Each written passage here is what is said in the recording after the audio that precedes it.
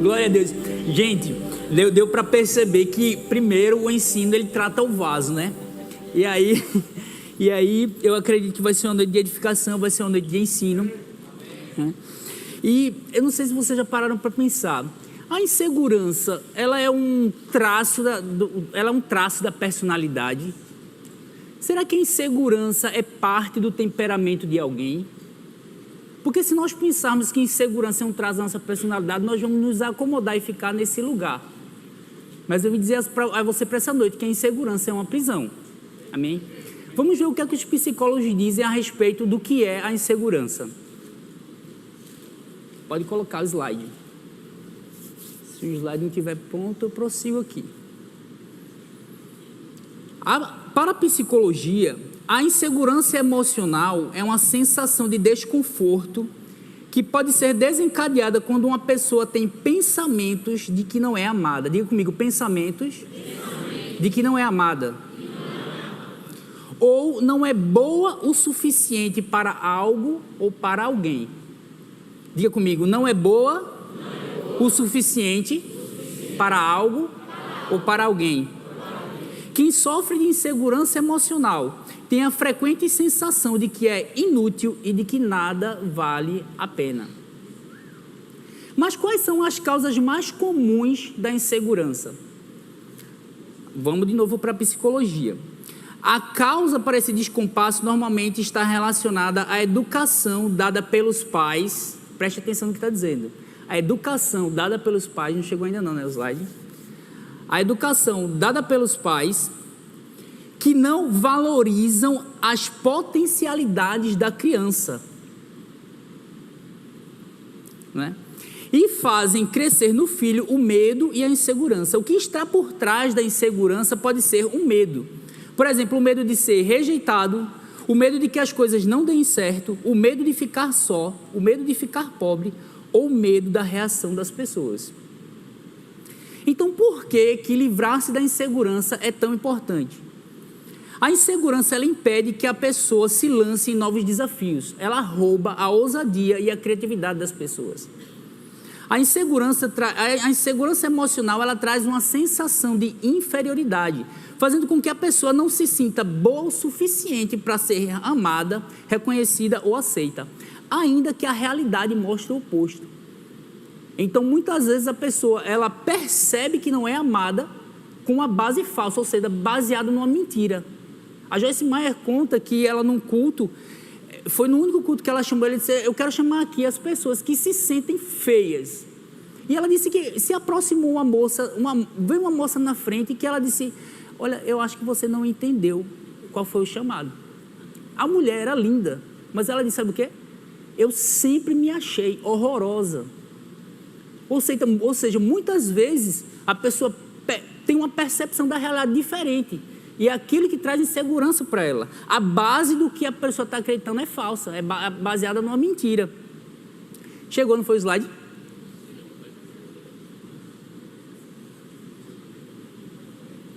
Isso. Então, isso, está certo o slide aí. Então, por mais eficiente, produtivo e qualificado que o indivíduo seja em sua área de atuação, a insegurança emocional o impede de demonstrar a sua capacidade. Mas isso é para a psicologia. Mas quando a gente olha e se faz esse questionamento, por que se livrar da insegurança é tão importante para um filho de Deus, por exemplo? Né? Porque a insegurança, ela vai afetar o nosso relacionamento com Deus, o nosso relacionamento com as pessoas e o nosso relacionamento com a gente mesmo. Amém? Então tem um impacto profundo, porque nós também estamos aqui com uma missão e temos que cumprir um chamado. Se a insegurança está presente na nossa vida, o que acontece? Isso tem um impacto no próprio cumprimento do nosso chamado aqui na Terra, além de afetar, claro, a nossa felicidade, né? Uma vida próspera aqui, ou seja, a insegurança ela vai afetar mais do que a sua própria vida.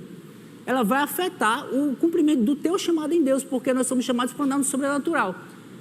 Precisamos de ousadia e intrepidez para que a gente possa avançar e cumprir o propósito de Deus, porque estamos lidando com o sobrenatural. Se temos insegurança afetando as áreas da nossa vida, nós não vamos ter ousadia para avançar e crer no melhor de Deus para nossas vidas. Amém? Porque se nós temos esse complexo de inferioridade, como a gente tem visto aqui, que está associada à insegurança emocional, como é que eu vou pensar grande? Porque a Bíblia nos chama para ir para o lugar de oração e diz que Deus vai comunicar coisas grandes e ocultas que não sabemos. Se são coisas grandes a respeito de nós e nós temos esse complexo de inferioridade, o que vai acontecer?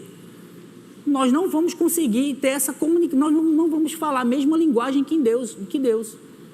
Amém? Então, como é que a gente se livra da insegurança? Esse é o grande ponto. Sou eu mesmo que me livro da insegurança?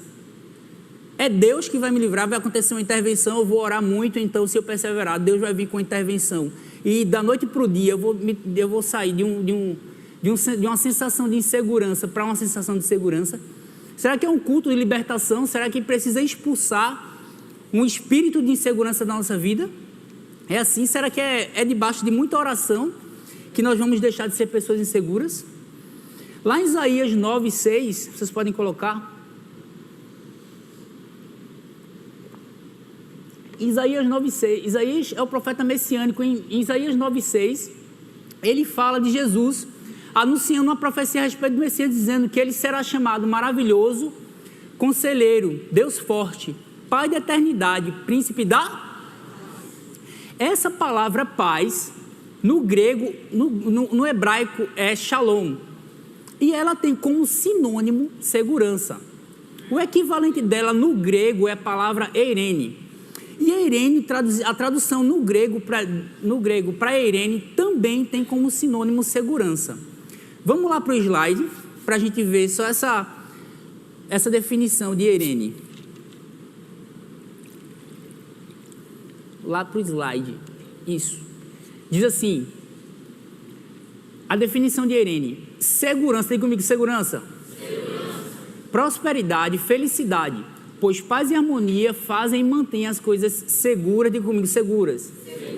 E prósperas. Serenidade, tranquilidade, o perfeito contentamento da vida, totalmente feliz e segura. Então observe, aqui a palavra paz, nós podemos sim, quando lermos na Bíblia paz, lermos como sinônimo segurança. Eirene também significa segurança. Amém? Então, essa profecia fala que Deus enviaria um Messias, não é? E esse Messias ia ser o redentor da nossa insegurança. É isso que diz a Bíblia, não é? Seria o príncipe da paz, vai vir o Messias que vai nos libertar da insegurança. Depois eu vou trazer, dizer de que forma a gente aplica é porque é um termo bem amplo, né? A palavra segurança é um termo polissêmico, tem muitos sentidos, mas eu vou trazer aqui o que é que eu estou querendo dizer com essa segurança. Então, lá em Isaías 32:17, Isaías 32:17, diz assim: o efeito da justiça será, e o fruto da justiça, repouso e... Então, está falando de uma causa e efeito aqui, né? Essa segurança, que é a paz ali, essa paz é o que? É o efeito da justiça. Então, nós, a partir do entendimento de justiça, nós o quê? Alcançamos o quê? A segurança, né? E diz, o fruto é o quê? Fruto é o resultado. O resultado da justiça é o quê? Repouso e... Então, justiça e segurança estão intimamente ligados aqui. Amém? Então, lá em 2 Coríntios 5:21,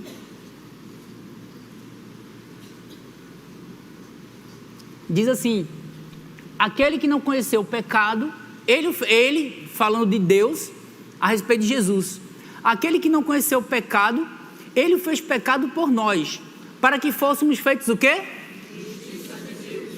Então, de fato, Jesus é aquele Messias, o príncipe da paz, que por meio dessa redenção, por meio dessa obra redentora, fez de nós o quê? Fez de nós justiça de Deus. Pode colocar lá. Diz, ó, fomos feitos justiça de Deus em Cristo. De fato, Jesus cumpriu a profecia. Amém? Então, vamos lá em Romanos 5:1. E qual o significado de dizermos que somos justiça em Cristo? É que Deus garantiu para nós, mediante a justiça, né, garantiu para nós segurança. Nós vimos aqui que a segurança é feita da justiça. Então, Deus, por meio de Jesus, ao nos tornar justiça de Deus, fez o quê? Nos garantiu o direito à segurança. Amém?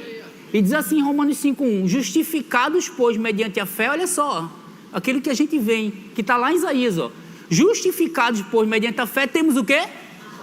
Temos eirene com Deus. Eirene é segurança. Podemos ler assim, justificados, pois, mediante a fé, temos eirene, temos segurança com Deus, por meio do nosso Senhor Jesus. Amém? Então, é por meio desse entendimento de justiça, né, que temos acesso à segurança, que temos direito à segurança. Eu gosto de dizer isso porque não é um acesso, não é assim, Deus fez isso e agora, não, te vira aí, não. Está dizendo aqui que Jesus conquistou para nós o direito a andarmos em segurança, né? Porque mediante Jesus Cristo, Deus que tinha sua vontade, pôde em Jesus encontrar uma base legal para quê? Para transformar a sua vontade em um direito para nós. Então é diferente você saber que tem direito a alguma coisa, porque se eu tenho direito a uma coisa, meu amigo, eu vou dizer, eu não vou abrir mão não, né? Se você ganha, se o juiz bate o martelo, diz que uma casa é sua e tem alguém lá dentro, você não vai desistir da casa porque tem alguém dentro. Quem está naquele lugar vai ter que sair. É assim ou não é? Quando você tem direito é assim. Então devemos olhar para a segurança nesse sentido, sabendo que segurança é um direito nosso, que Jesus conquistou na cruz para nós. Mas essa segurança, será que ela é um sinônimo de arrogância? Será que é um sinônimo de orgulho? De uma pessoa presunçosa, de que confia em si mesma fora de Deus?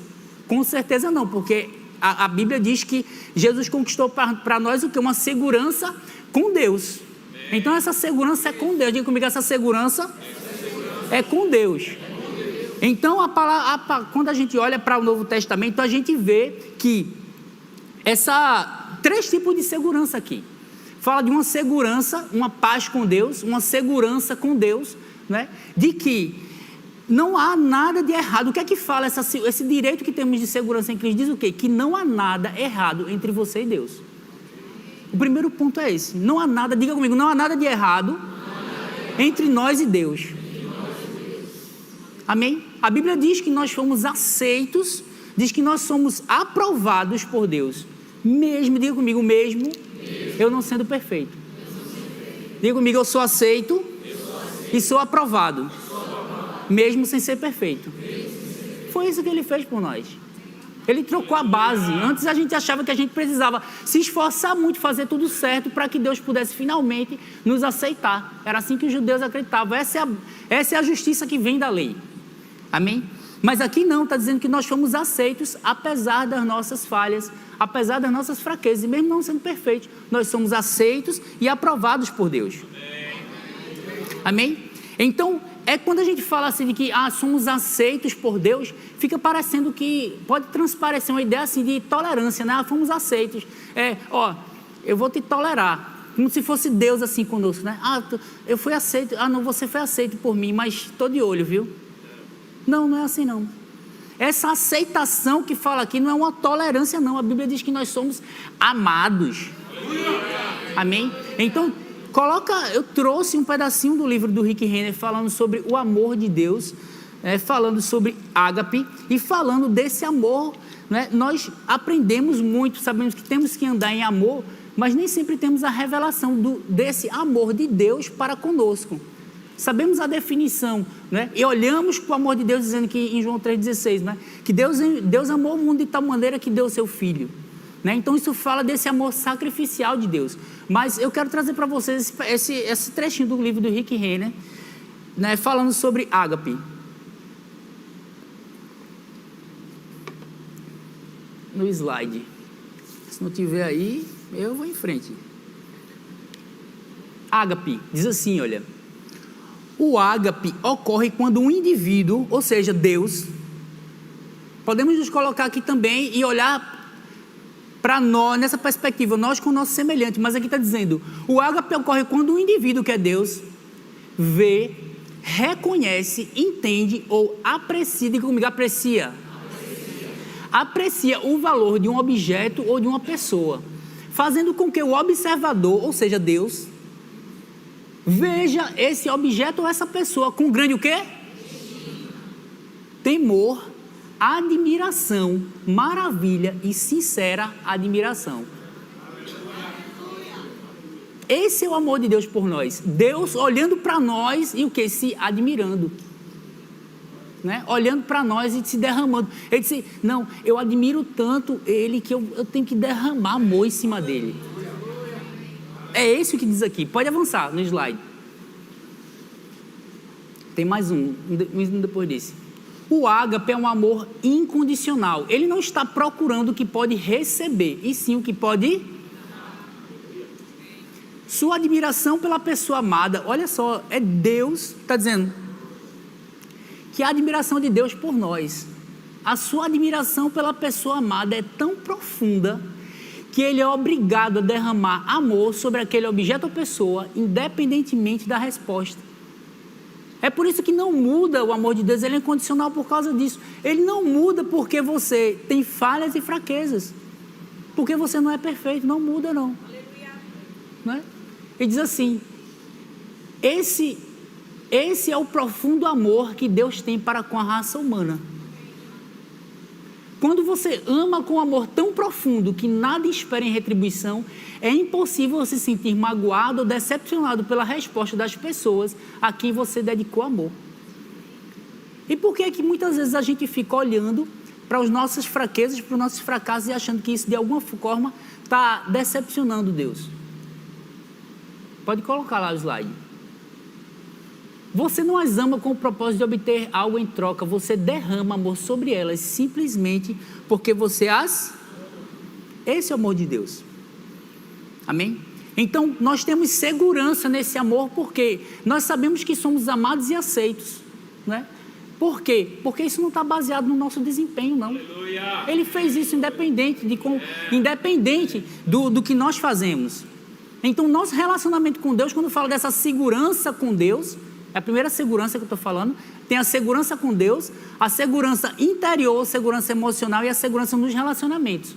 A segurança que temos com Deus no nosso relacionamento com Ele é essa. Olha, não está baseado no meu desempenho, não.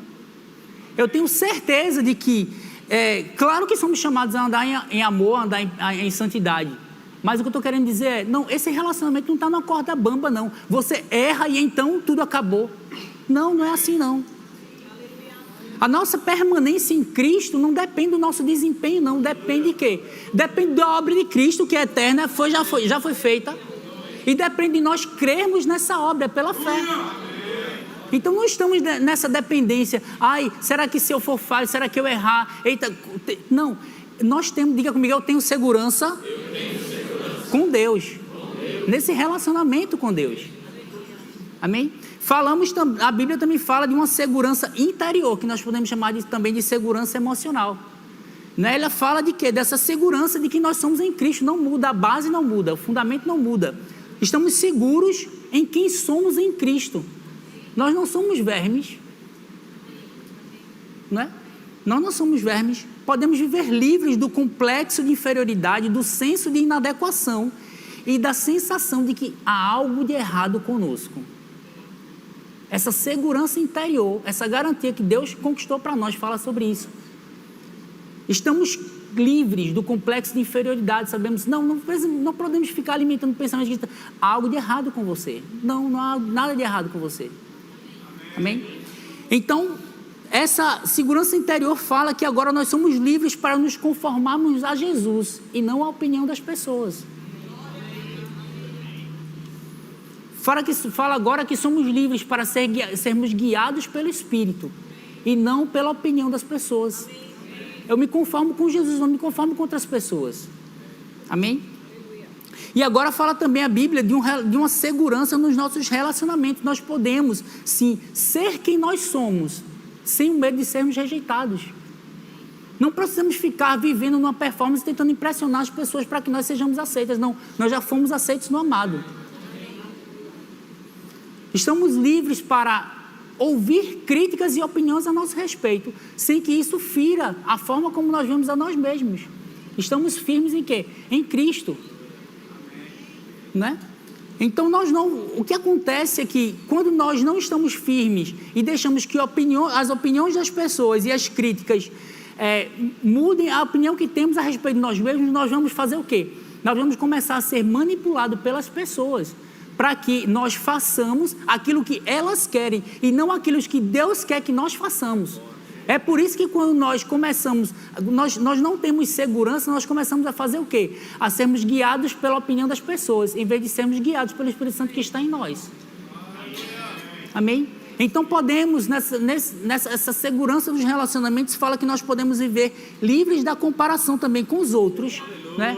Sem deixar que o julgamento das pessoas, né, mude quem nós somos, a autoimagem que nós temos de nós mesmos. Vamos lá em 1 Coríntios 4, 2, 3.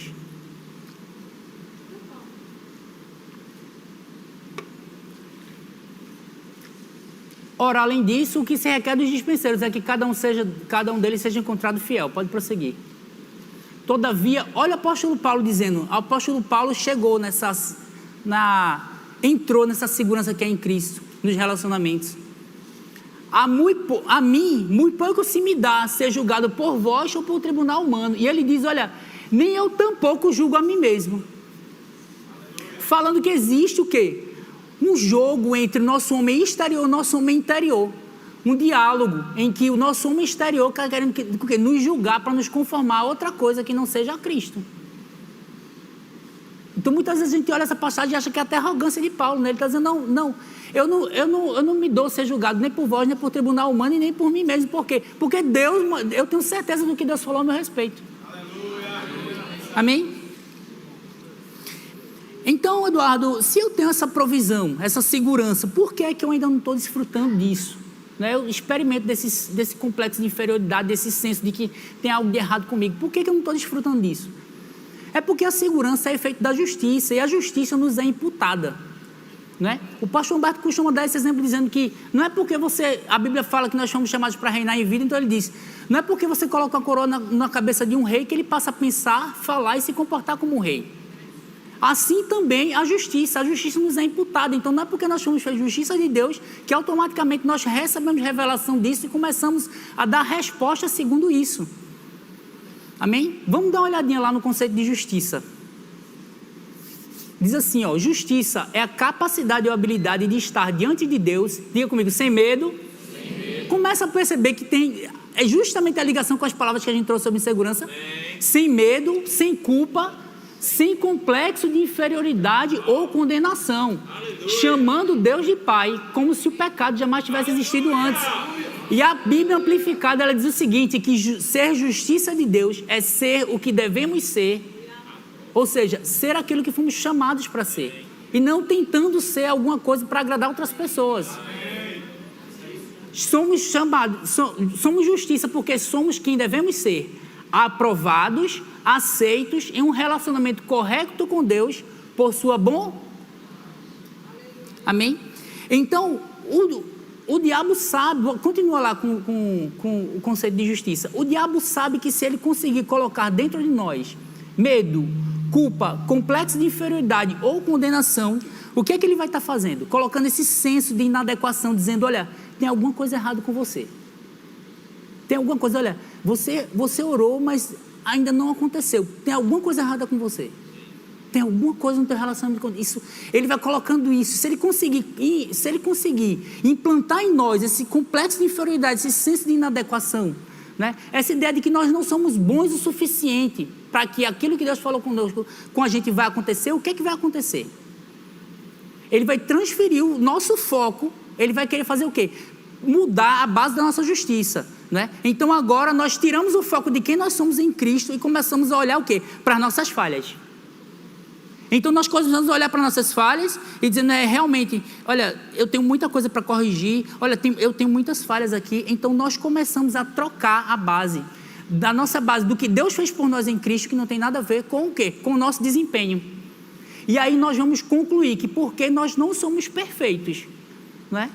Porque nós não somos perfeitos, nós não valemos nada. Nós somos inúteis. É isso que ele faz. Mas o fundamento da nossa justiça, de quem somos em Cristo, não está baseado no nosso desempenho, não. Está baseado no desempenho de Cristo. Amém? Então, o ponto aqui é o seguinte: o diabo vai querer contaminar o fundamento da nossa justiça, que fala disso aqui. Livres do complexo de inferioridade. E isso vai afetar o quê? Vai afetar nossas orações. Nós vamos perder certeza. Vai afetar a nossa vida de fé, porque você vai dizer, rapaz, eu passei por isso, eu precisando receber cura uma vez, e aí eu confessando a palavra, né? E eu ficava, rapaz, isso vai acontecer só porque eu estou falando. Não é só porque você está falando, é porque Jesus disse que se você disser e não duvidar no seu coração, mas quer que se falar o que você diz, vai acontecer. Jesus está garantindo que fé é assim, que se você praticar, vai acontecer. Sabe, mas quando você tem um complexo de inferioridade, você vai acabar dizendo assim, não é para mim não, porque a palavra de Deus é colocada dentro de nós para gerar imagens dentro de nós, e é sempre algo grande para nós. Então, se temos esse complexo de inferioridade, você vai fazer o quê? Vai minar o nosso relacionamento com Deus, as nossas orações, o nosso caminhar de fé. Amém? Então, como é que acontece? Vamos lá em Provérbios 27, 3. Provérbios 23, 7. Provérbios 23, 7 traz um princípio espiritual aqui. Diz assim: porque como imagina em sua alma, assim ele é. Olha só o que ele está dizendo. Que a autoimagem que temos de nós mesmos depende de como nós nos vemos. E a autoimagem é isso, como nós nos vemos. Então, como você imagina, como você cria, como você medita, essa palavra aqui é H, não é, que significa meditar, significa formar a imagem, dizendo, olha, você medita a respeito de algo, então você gera uma autoimagem. Aí o que é que faz? Aí o que é que esse princípio espiritual existe? Aí Deus faz o que agora? Nos dá a palavra dele, dizendo quem nós somos em Cristo. Amém. Então, se você quer formar uma autoimagem de si mesmo, você deve ir na palavra procurar. No Novo Testamento dizendo, onde tem escrito em Cristo, por Cristo e com Cristo. E aí você vai, a partir daí, formar uma autoimagem de você mesmo. Amém. Deus nos dá a palavra dele para que nós criemos uma autoimagem, uma opinião a respeito de nós mesmos, segundo a visão dele. Mas aí o diabo faz exatamente o quê? O diabo vai trabalhar de outra forma, se baseando em mentira, para que a gente não pegue essa autoimagem que Deus tem para nós e a gente fique com a autoimagem que ele vem colocar para nós. E como é que ele trabalha isso? Vocês devem conhecer o conceito de alienação parental, né? Quando os pais separados e a criança está com um dos pais, né? Um dos cônjuges, e a mãe ou o pai começa o quê? A fazer uma campanha difamatória com a criança, para o quê? Para prejudicar o vínculo dela com o pai. Né? O propósito é o quê? É quebrar essa ligação. Não é? E aí o que acontece? O diabo faz isso com o nosso homem interior. Não é? Ele começa a fazer com que nós olhemos para o nosso desempenho, para o que as pessoas dizem a respeito de nós, para a forma como as pessoas nos tratam, e aí a gente tira a conclusão. Realmente eu não valho nada.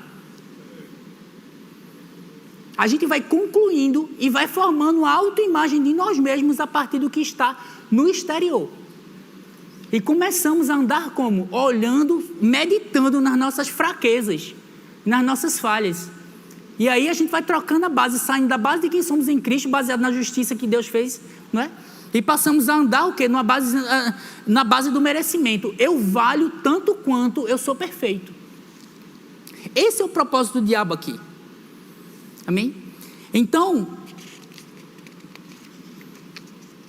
o propósito do diabo é justamente esse. Ele vai fazer o quê? Vai fazer essa campanha de difamação, não é? E o objetivo final é esse. Ele vai fazer com que o nosso conceito de nós mesmos seja baseado naquilo que nós somos. Nós valemos tanto quanto somos perfeitos. Vamos lá em Filemon 1:6. Filemon 6.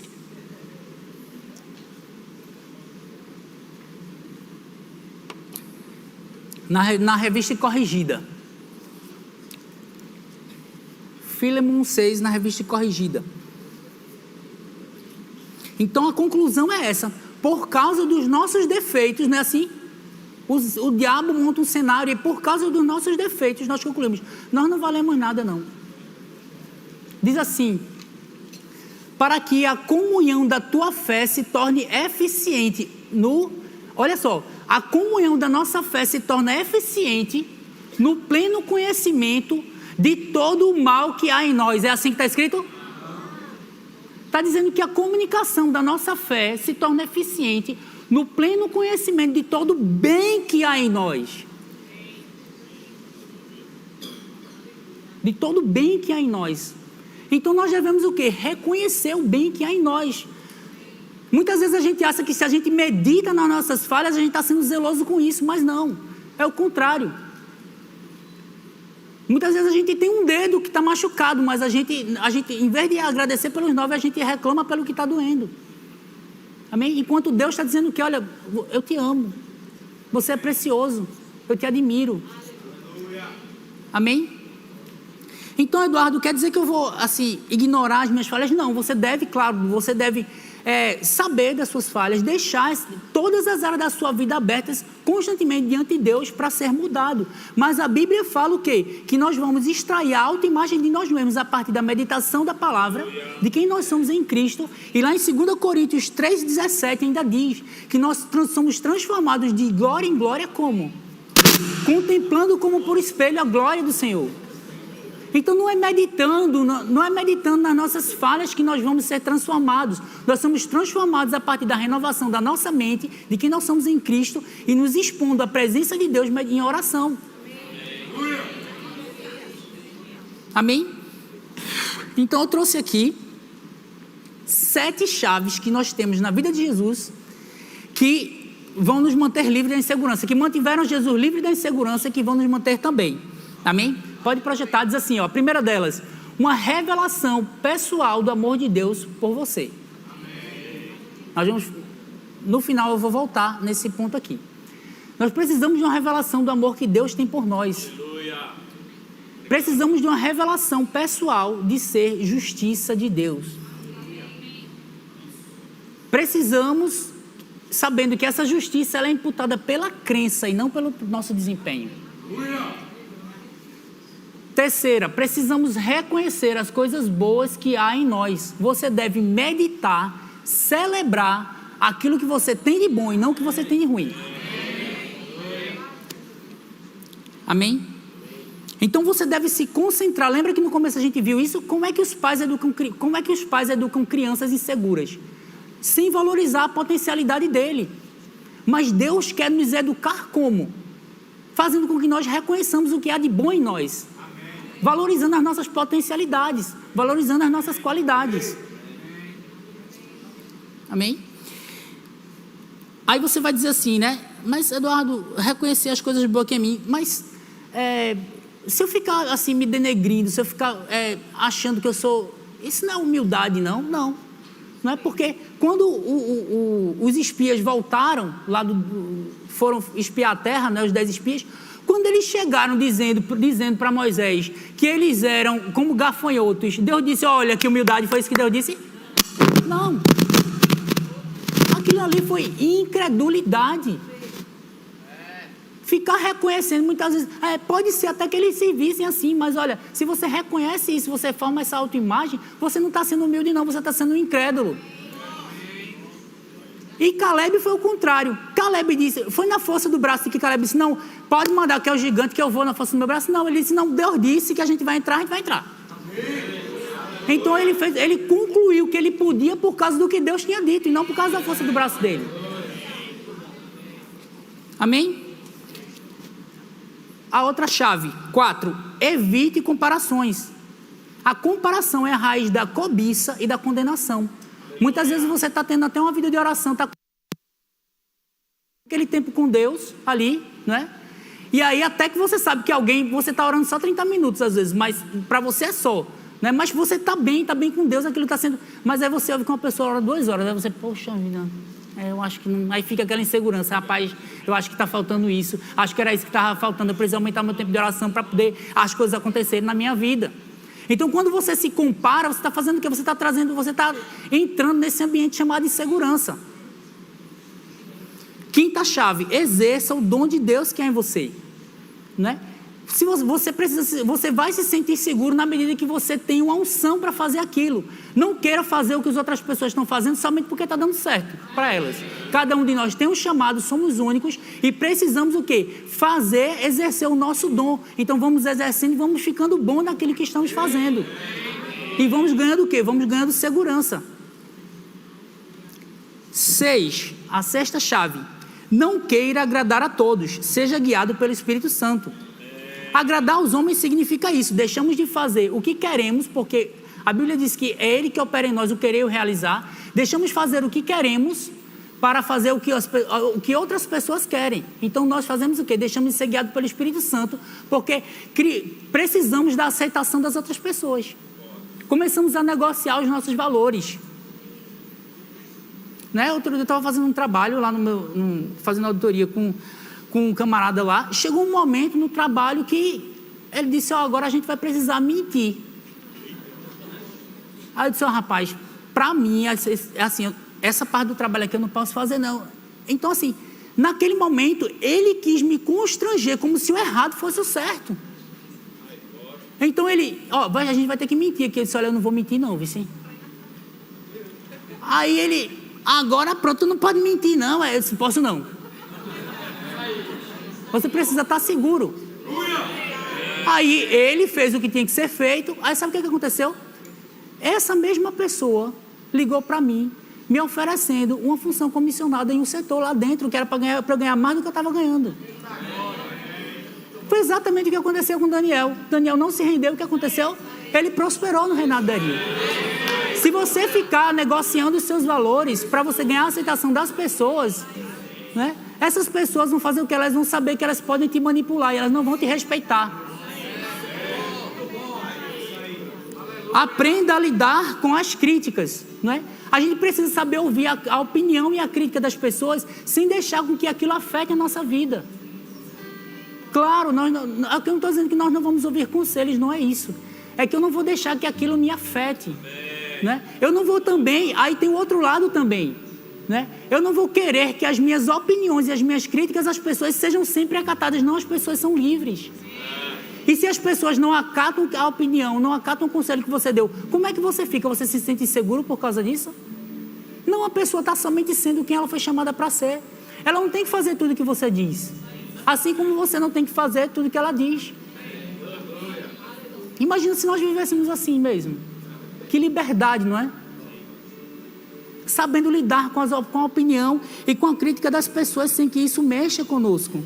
O apóstolo Paulo em Gálatas 5:1 diz isso. Olha, não se submeta de novo a jogo de escravidão. Eu andava assim antes de me converter.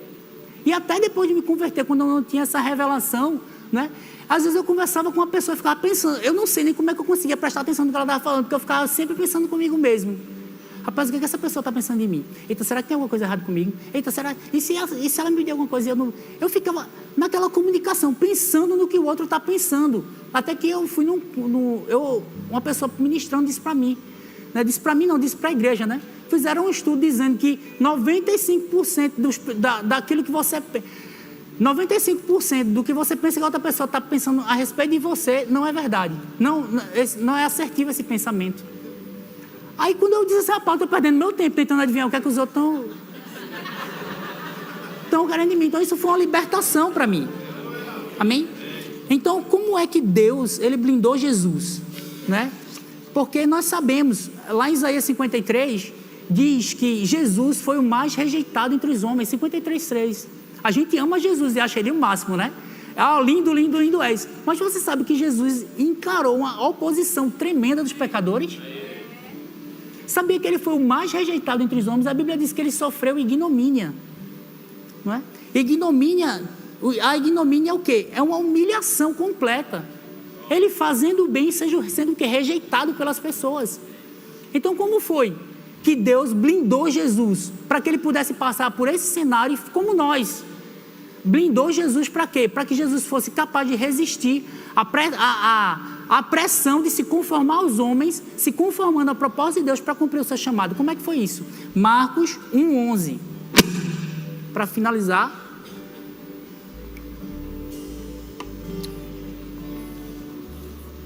Né?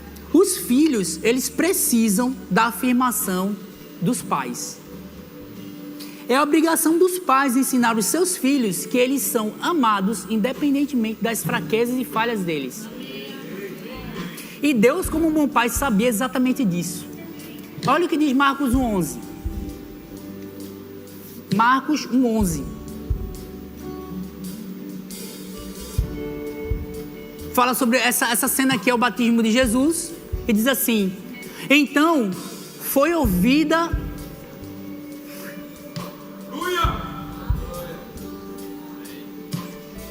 Foi ouvida uma voz. Essa voz é para você também. Vou mostrar para você que essa voz é para você.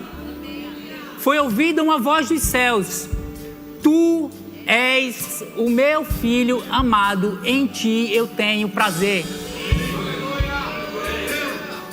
Nós sabemos que Jesus não era pecador para precisar ser batizado. Esse batismo foi um batismo de substituição. Do lado de Jesus tinha... Jesus era a palavra de Deus. Jesus é a própria palavra de Deus. Né? Jesus tinha uma revelação de justiça porque ele não tinha consciência nenhuma de pecado. Então, mas por que precisou ouvir essa voz do céu? Se Jesus era a palavra e não tinha consciência de pecado, Jesus precisava afirmar Jesus e colocar essa voz dentro de Jesus para que ele pudesse sair daquelas águas blindado para cumprir o seu propósito aqui na terra e conseguir o quê? Conseguir resistir à rejeição dos homens e fazer a vontade de Deus. O outro lado desse batismo é o que aqui? Se esse batismo for um batismo de substituição, né? Quando Jesus se levantou daquelas águas, né? Ao levantar-se é conosco, sim. Foi ao levantar-se das águas que ele ouviu essa voz. Então essa voz fala de quem? Fala para nós também. Fala de que assim como Jesus não podia se garantir na aceitação do Pai, que o Pai o amava, porque ele nunca tinha feito milagre nenhum até ali, nós também, ao levantarmos dessas águas, precisamos carregar essa voz dentro de nós, não é? Sabendo que, olha, não é por causa do que... Jesus foi perfeito, não tinha feito milagre nenhum, mas não é por causa das nossas falhas e fraquezas que Deus não me ama. Ele me ama porque o amor dele é ágape e é incondicional, então eu posso receber a revelação desse amor. E é assim que Deus quer nos carregar. Muitas pessoas têm dificuldade de andar em amor aqui na terra por causa disso. Elas não têm revelação desse amor pessoal e íntimo de Deus por elas. Não sabem que não é uma tolerância de Deus conosco, é que Deus nos ama e nos admira. Ele nos ama. Apesar do que fazemos, Ele não está medindo o nosso valor por causa dos nossos defeitos. Então eu quero que você se levante nessa noite. Eu quero que você deixe essa escritura. Essa música, ela traz essa escritura que nós acabamos de falar aqui. Eu quero que você ouça essa música, eu quero que você ouça de Deus. Deus falando com você que você é um filho amado, que você é aceito, que Ele te admira. E que não depende do que você faz ou não faz, Ele te ama do mesmo jeito. Então eu quero que você medite, você deixe essa música entrar em você.